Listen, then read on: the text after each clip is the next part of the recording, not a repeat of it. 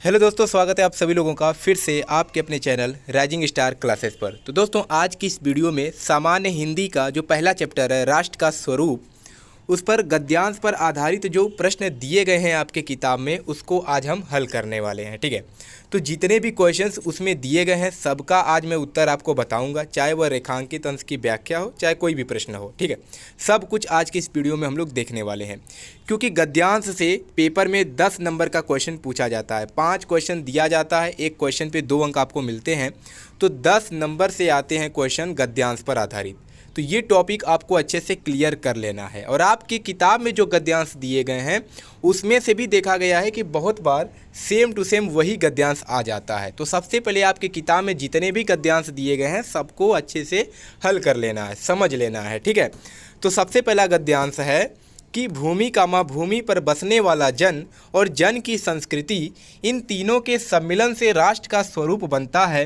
भूमि का निर्माण देवों ने किया है, वह अनंत काल से है।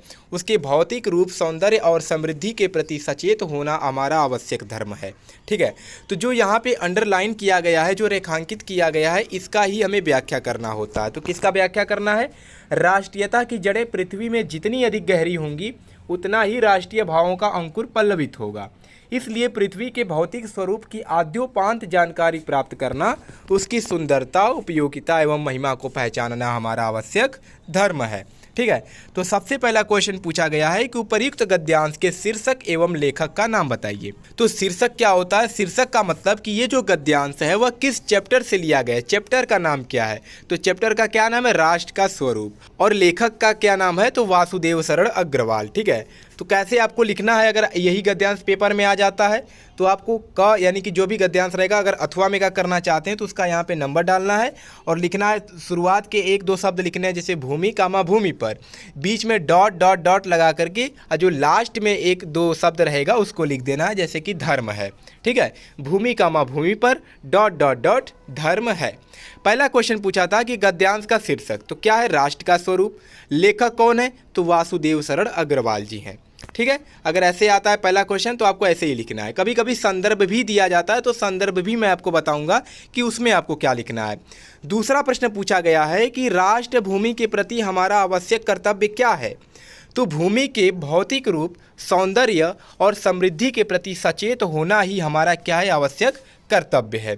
ठीक है, दूसरे में इतना आपको लिखना है। अगर इतना लिख देते हैं तो 2 नंबर आपको दे दिया जाएगा। तीसरा प्रश्न पूछा गया है कि किस प्रकार की राष्ट्रीयता को लेखक ने निर्मूल कहा है। ठीक है, तो जो राष्ट्रीयता पृथ्वी के साथ नहीं जुड़ी होती है वह उसी ही क्या कहा है? लेखक ने निर्मूल कहा है। ठीक है, तो इतना का ही आपको 2 नंबर दिया जाएगा, बहुत ज़्यादा नहीं लिखना है। जो सटीक उत्तर है जो गद्यांश में दिया गया बस उसको ही लिखना है। तो जो राष्ट्रीयता पृथ्वी के साथ नहीं जुड़ी है वह क्या कहलाता है? निर्मूल कहलाता है। ठीक है, चौथा प्रश्न है कि यह पृथ्वी सच्चे अर्थों में क्या है। तो क्या हो जाएगा इसका उत्तर? कि यह पृथ्वी सच्चे अर्थों में समस्त राष्ट्रीय विचारधाराओं की क्या है? जननी है। ठीक है, यानी माता है। यह पृथ्वी सच्चे अर्थों में समस्त राष्ट्रीय विचारधाराओं की जननी है। ठीक है, पांचवा प्रश्न है कि रेखांकित अंश की व्याख्या कीजिए। तो रेखांकित का मतलब यहाँ पर देख सकते हैं कि राष्ट्रीयता की जड़ें से लेकर के पहचानना आवश्यक धर्म है, इनका क्या करना? हमें व्याख्या करना है, यानी इस सेंटेंस को हमें समझाना है अपने भाषा में कि क्या इसका मतलब होता है। ठीक है, तो क्या मतलब हो जाएगा इसका? तो आपको हेडिंग डालना है रेखांकित अंश की व्याख्या। इसमें लिखना है कि किसी भी राष्ट्र की राष्ट्रीयता की जड़ें जितनी अधिक पृथ्वी से जुड़ी होंगी, उस राष्ट्र की राष्ट्रीयता की भावनाओं का अंकुर उतना ही अधिक फलेगा फूलेगा। ठीक है, इसका अर्थ क्या है? तो इसका अर्थ यह है कि यदि हमें अपनी जन्मभूमि से लगाव नहीं है, उसके प्रति प्रेम नहीं है, तो हमारे अंदर राष्ट्रीयता की भावना कभी भी दृढ़ नहीं हो सकती। इसलिए पृथ्वी अर्थात जन्मभूमि की आरंभ से अंत तक जानकारी प्राप्त करना, उसकी सुंदरता, उपयोगिता एवं महिमा को पहचानना हमारा क्या है? आवश्यक धर्म है। तो इतना लिखेंगे तब आपको नंबर मिलेगा। ठीक है, तो व्याख्या को एक बार और अच्छे से देख लीजिएगा कि कैसे लिखा गया है, वैसे ही आपको भी लिखना है। ठीक है, 6 नंबर प्रश्न क्या पूछा गया है? तो 6 नंबर क्वेश्चन है कि भूमि का निर्माण किसने किया है और कब से है। आपके पेपर में 5 ही क्वेश्चन दिया जाएगा, इसमें ज़्यादातर प्रश्न दिया है जिससे आप प्रैक्टिस कर सकें, ठीक है, लेकिन पेपर में 5 क्वेश्चन आएंगे केवल। भूमि का निर्माण किसने किया है और कब से है, तो भूमि का जो निर्माण है वह देवों ने किया है और वह अनंत काल से है। अब इसका उत्तर जो है आप भी अपने से भी लिख सकते हैं, ठीक है, गद्यांश में ही मिल जाएगा। देखिए, भूमि का निर्माण किसने किया और वह किस काल से है, तो 1-2 शब्द इसमें एक आपको पकड़ना है। तो यहाँ पर देख सकते हैं लिखा है भूमि का निर्माण देवों ने किया है, वह अनंत काल से है, ठीक है। 7वां प्रश्न है कि भूमि के पार्थिव स्वरूप के प्रति जागरूक रहने का परिणाम क्या होगा। तो क्या हो जाएगा इसका उत्तर कि भूमि के पार्थिव स्वरूप के प्रति हम जितने अधिक जागृत होंगे उतना ही हमारी राष्ट्रीयता क्या होगी, बलवती हो सकेगी, ठीक है। 8वां प्रश्न क्या दिया है, तो क्वेश्चन है कि किसके सम्मिलन से राष्ट्र का स्वरूप बनता है, किसके सम्मिलन से राष्ट्र का स्वरूप बनता है। तो भूमि भूमि पर बसने वाला जन और जन की संस्कृति, इन तीनों के सम्मिलन से क्या होता है, राष्ट्र का स्वरूप बनता है, ठीक है। अब देखिए 9 नंबर और 10 नंबर प्रश्न यहाँ नीचे आ गया है। यह पृथ्वी सच्चे अर्थों में किसकी जननी है, तो इसका उत्तर क्या हो जाएगा, यह पृथ्वी सच्चे अर्थों में समस्त राष्ट्रीय विचारधाराओं की जननी है। हमारी राष्ट्रीयता कैसे बलवती हो सकेगी, तो इसका उत्तर क्या हो जाएगा, तो हमारी जो राष्ट्रीयता है भूमि के पार्थिव स्वरूप के प्रति हम जितने अधिक जागृत होंगे उतनी ही हमारी राष्ट्रीयता बलवती हो सकेगी, ठीक है। तो ये 10 क्वेश्चन जो है वह पहले गद्यांश में पूछा गया था। अब दूसरा जो गद्यांश है वह क्या है कि मातृभूमि पर निवास करने वाले मनुष्य राष्ट्र का दूसरा अंग है। पृथ्वी हो और मनुष्य न हो तो राष्ट्र की कल्पना असंभव है। पृथ्वी और जन दोनों के सम्मिलन से ही राष्ट्र का स्वरूप संपादित होता है। जन के कारण ही पृथ्वी मातृभूमि की संज्ञा प्राप्त करती है। पृथ्वी माता है और जन सच्चे अर्थों में पृथ्वी का पुत्र है। जन के हृदय में इस सूत्र का अनुभव ही राष्ट्रीयता की कुंजी है। इसी भावना से राष्ट्र निर्माण के अंकुर उत्पन्न होते हैं। पहला क्वेश्चन दिया गया है कि पाठ का शीर्षक और लेखक का नाम, तो इसका उत्तर आपको सेम टू सेम वैसे ही लिखना है, ठीक है, इसलिए मैंने यहाँ पे छोड़ दिया है। शीर्षक क्या हो जाएगा, राष्ट्र का स्वरूप, और लेखक कौन हो जाएंगे, तो वासुदेव शरण अग्रवाल जी, ठीक है। तो वही चीज़ यहाँ पर आपको लिख लेना है। दूसरा क्वेश्चन क्या पूछा गया है कि राष्ट्र की कल्पना कब असंभव है, तो पृथ्वी हो और मनुष्य न हो तो राष्ट्र की कल्पना क्या है, असंभव है, ठीक है। पृथ्वी हो और मनुष्य न हो तो राष्ट्र की कल्पना क्या है, असंभव है। पृथ्वी और जन दोनों मिलकर क्या बनाते हैं, तो पृथ्वी और जन दोनों के सम्मिलन से ही राष्ट्र का क्या होता है, स्वरूप संपादित होता है, यानी कि बनता है। संपादित का मतलब बनता है। पृथ्वी और जन दोनों के सम्मिलन से ही राष्ट्र का स्वरूप बनता है। चौथा क्वेश्चन है कि पृथ्वी कब मातृभूमि की संज्ञा प्राप्त करती है। संज्ञा का मतलब नाम प्राप्त करती है। तो जन के कारण ही पृथ्वी मातृभूमि की संज्ञा प्राप्त करती है। अगर लोग ही नहीं होंगे तो मातृभूमि की संज्ञा पृथ्वी नहीं प्राप्त कर पाएगी। तो जन यानी जो पृथ्वी पर लोग रहते हैं उसके कारण ही पृथ्वी क्या होता है, मातृभूमि की संज्ञा प्राप्त करती है। अब पांचवा क्वेश्चन कि रेखांकित अंश की व्याख्या कीजिए, कहाँ से कहाँ तक। तो यहाँ पर देख सकते हैं कि कहाँ से करना है हमें, कि जन के कारण ही पृथ्वी मातृभूमि की संज्ञा प्राप्त करती है। पृथ्वी माता है और जन सच्चे अर्थों में पृथ्वी का पुत्र है, ठीक है। तो इसका आपको व्याख्या करना है। तो क्या लिखेंगे इसमें कि लेखक कहते हैं कि पृथ्वी पर रहने वाले लोगों की वजह से ही पृथ्वी को लोग मातृभूमि कहते हैं और पृथ्वी पर रहने वाले लोग पृथ्वी को माता और स्वयं को पृथ्वी का पुत्र मानते हैं, ठीक है। तो ये आपको व्याख्या कर देना है। तीसरा गद्यांश कि जन का प्रवाह अनंत होता है। बहुत ज़्यादा इंपॉर्टेंट गद्यांश है, ये क्वेश्चन आता है, मतलब ये गद्यांश पेपर में ज़्यादा बार पूछा गया है। जैसे यहाँ पर देख सकते हैं 2019 में CL कोड में पूछा गया था, CQ कोड में पूछा गया था, 2020 में ZH कोड में पूछा गया था और ZL कोड में भी पूछा गया था, और भी 2024 में भी ये गद्यांश दिया था, ठीक है। जन का प्रवाह अनंत होता है, लेकर के कहाँ तक हमें जाना है, अनेक घाटों का निर्माण करना होता है। तो वही चीज़ फिर से इसमें भी देखिए 14 क्वेश्चन दिया गया है, ठीक है। तो सबसे पहला क्वेश्चन है जन का प्रवाह किस तरह होता है। तो सबसे पहले जो गद्यांश है शुरुआत के 2 शब्द और लास्ट के 2 शब्द बीच में डॉट डॉट डॉट लगा करके लिख देना है। जैसे जन का प्रवाह डॉट डॉट डॉट होता है। पहला क्वेश्चन था कि जन का प्रवाह जो है वो क्या दिया था, किस तरह का होता है। तो जन का प्रवाह अनंत होता है। कैसा होता है, अनंत। दूसरा प्रश्न है पाठ का शीर्षक एवं लेखक का नाम। तो सेम वही क्वेश्चन, पाठ का शीर्षक राष्ट्र का स्वरूप, लेखक वासुदेव शरण अग्रवाल जी है। तीसरा प्रश्न है रेखांकित अंश की व्याख्या करना है। तो कौन से रेखांकित अंश की व्याख्या करना है कि जन का प्रवाह अनंत होता है।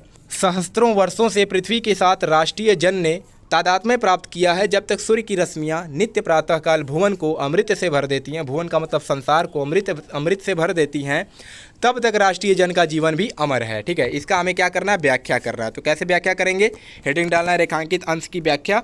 जन का प्रवाह अनंत होता है क्योंकि राष्ट्र के निवासियों का जीवन श्रृंखला जो है निरंतर चलती रहती है।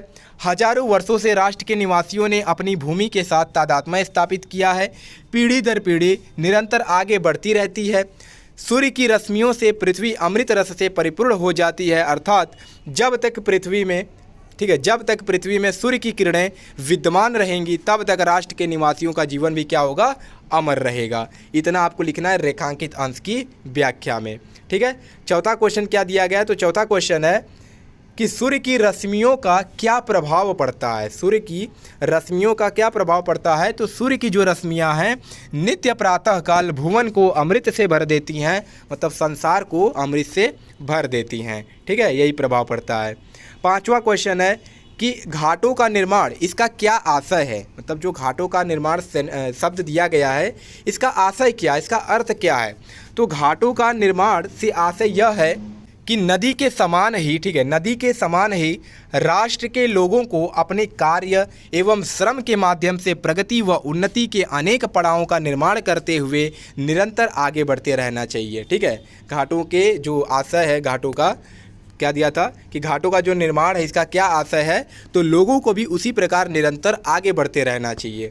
यही इसका क्या है, आशय है, इसका अर्थ है। ठीक है, अगला प्रश्न है कि सततवाही का अर्थ स्पष्ट कीजिए। सततवाही का मतलब निरंतर बहने वाला, निरंतर प्रवाहित होने वाला। ठीक है, सतत का मतलब निरंतर होता है, वाही मतलब बहने वाला, तो वही हो जाएगा सततवाही का अर्थ निरंतर बहने वाला या सतत प्रवाहित होने वाला। लिखा ना, सततवाही का अर्थ हो जाएगा सदा प्रवाहित होने वाला, तो यही होता है सततवाही का अर्थ। सातवां क्वेश्चन है कि राष्ट्रीय जन ने किसके साथ तादात्म्य प्राप्त किया है। तो राष्ट्रीय जन ने किसके साथ तादात्म्य प्राप्त किया है, तो राष्ट्रीय जन ने भूमि के साथ तादात्म्य प्राप्त किया है। ठीक है, किसके साथ, भूमि के साथ राष्ट्रीय जन ने तादात्म्य प्राप्त किया है। अगला क्वेश्चन है आठवां नंबर प्रश्न दिया गया है कि जन की सततवाही जीवन किस तरह है। जन की सततवाही जीवन किस तरह है, तो जन का जो सततवाही जीवन है वह नदी के प्रवाह की तरह है। किसके जैसा है, नदी के प्रवाह की तरह है जन का सततवाही जीवन। 9 नंबर प्रश्न दिया गया है आपकी किताब में कि राष्ट्रीय जन का जीवन भी कब तक अमर है। राष्ट्रीय जन का जीवन भी कब तक अमर है, तो राष्ट्रीय जन का जो जीवन है जब तक पृथ्वी में सूर्य की किरणें चमकती रहेंगी तब तक राष्ट्र के निवासियों का जीवन भी क्या होगा, अमर रहेगा। ठीक है, जब तक प्रकृति में सूर्य की किरणें चमकती रहेंगी तब तक राष्ट्र के निवासियों का जीवन भी अमर रहेगा। ये है कौन सा प्रश्न, 9 नंबर। 10 नंबर प्रश्न है कि जन का प्रवाह से क्या तात्पर्य है। जन के प्रवाह जो है उससे क्या तात्पर्य है, तो जन का जो प्रवाह है उससे क्या तात्पर्य है, लोगों के विस्तार से है। जन का प्रवाह यानी लोगों का विस्तार, तो इसका क्या मतलब होता है, लोगों का विस्तार से है। ठीक है, जन का प्रवाह से तात्पर्य है लोगों का विस्तार। 11 नंबर क्वेश्चन है कि आपके पेपर में 5 ही क्वेश्चन दिया जाएगा, ये प्रैक्टिस के लिए ज़्यादातर क्वेश्चन दिया गया है, तो आप लोगों के लिए अच्छा ही है। ठीक है, अगला क्वेश्चन है कि राष्ट्र निवासी जन किसके समान आगे बढ़ने के लिए अजर अमर हैं। तो राष्ट्र निवासी जो जन हैं वह किसके लिए अजर अमर हैं, तो राष्ट्र निवासी जन सूर्य की किरणों के समान आगे बढ़ने के लिए क्या हैं, अजर अमर हैं। सूर्य की किरणों के समान आगे बढ़ने के लिए अजर अमर हैं। ठीक है, अगला क्वेश्चन हो जाएगा, क्वेश्चन नंबर कौन सा है अब, क्वेश्चन नंबर हो जाएगा आपका 12 नंबर। ठीक है, उत्थान के घाटों का निर्माण कैसे होता है, तो उत्थान के घाटों का निर्माण कैसे होता है, तो इसका उत्तर हो जाएगा उत्थान के घाटों का निर्माण, क्वेश्चन नंबर 12, कर्म और श्रम के द्वारा ही उत्थान के घाटों का क्या होता है, निर्माण होता है। ठीक है, क्वेश्चन नंबर 12। क्वेश्चन नंबर 13 क्या दिया है, तो क्वेश्चन नंबर 13 है कि जन जीवन के प्रवाह को नदी की तरह क्यों कहा गया है। 14 क्वेश्चन इसमें दिया गया है। ठीक है, जन जीवन के प्रवाह को नदी की तरह क्यों कहा गया है, तो इसका उत्तर हो जाएगा कि जन जीवन के प्रवाह को नदी की तरह इसलिए कहा गया है क्योंकि जिस प्रकार एक नदी निरंतर गतिशील रहकर बीच बीच में डेल्टा का निर्माण करती जाती है, उसी प्रकार राष्ट्र के लोग अपने कार्य एवं श्रम के माध्यम से प्रगति व उन्नति के अनेक पड़ावों का निर्माण करते हुए निरंतर आगे बढ़ते रहते हैं। ठीक है, तो यही इसका इसलिए इसको कहा गया है जन का प्रवाह। ठीक है, लास्ट क्वेश्चन है कि तादात्म्य और अजर का शब्दार्थ क्या है, यानी इसका क्या अर्थ होता है। तो यहाँ पर देख सकते हैं इसका क्या हो जाएगा, तादात्म्य और अजर का अर्थ। तो तादात्म्य का अर्थ होता है दो चीज़ों का परस्पर अभिन्न होने का भाव। ठीक है, तथा अजर का अर्थ होता है जो सदैव ज्यों का त्यों बना रहे, उसे ही क्या कहा जाता है, अजर कहा जाता है। ठीक है, तो ये तीसरा गद्यांश था जिसपे 14 क्वेश्चन जिस गद्यांश पे पूछा गया था। ठीक है, तो ये सारे क्वेश्चन आप लिख लीजिएगा और अच्छे से समझ लीजिए कि कैसे उत्तर आपको लिखना है।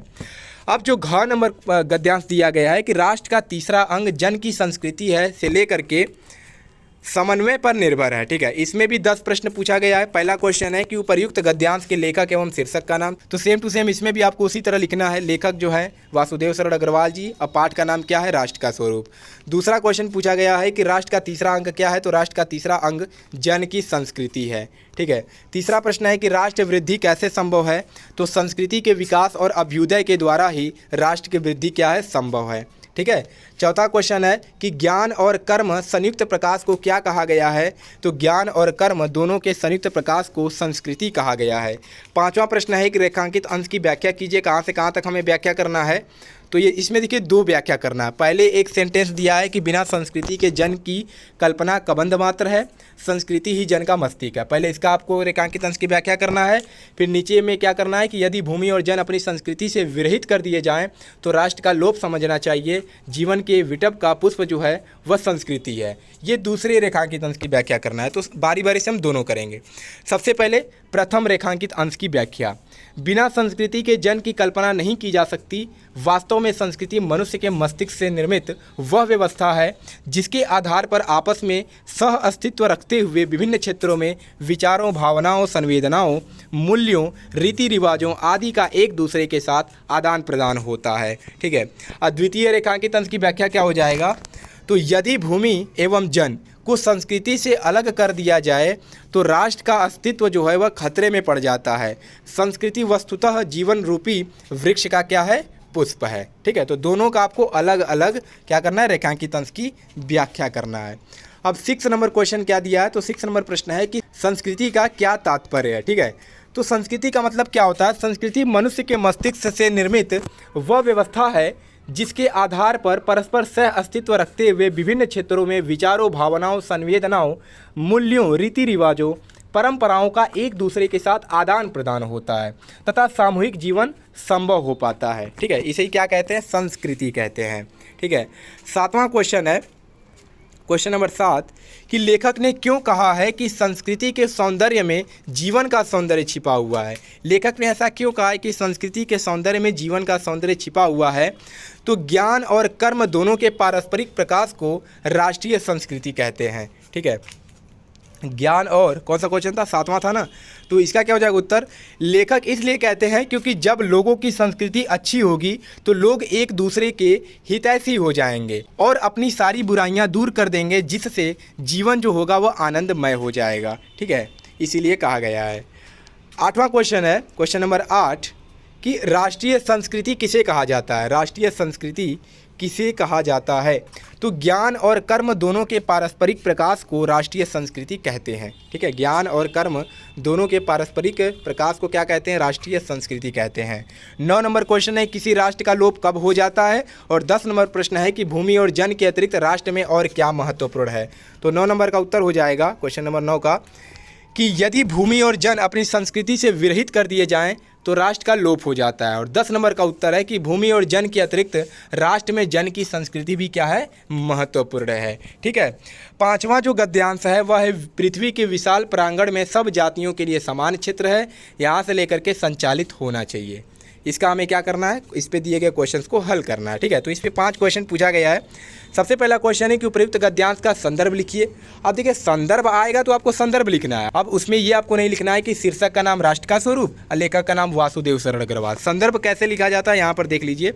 संदर्भ आपको हेडिंग डालना है, लिखना है कि प्रस्तुत गद्यांश राष्ट्र का स्वरूप पाठ से लिया गया है। तथा इसके लेखक कौन है, वासुदेव शरण अग्रवाल जी हैं। ठीक है, ऐसे आपको संदर्भ लिखना है।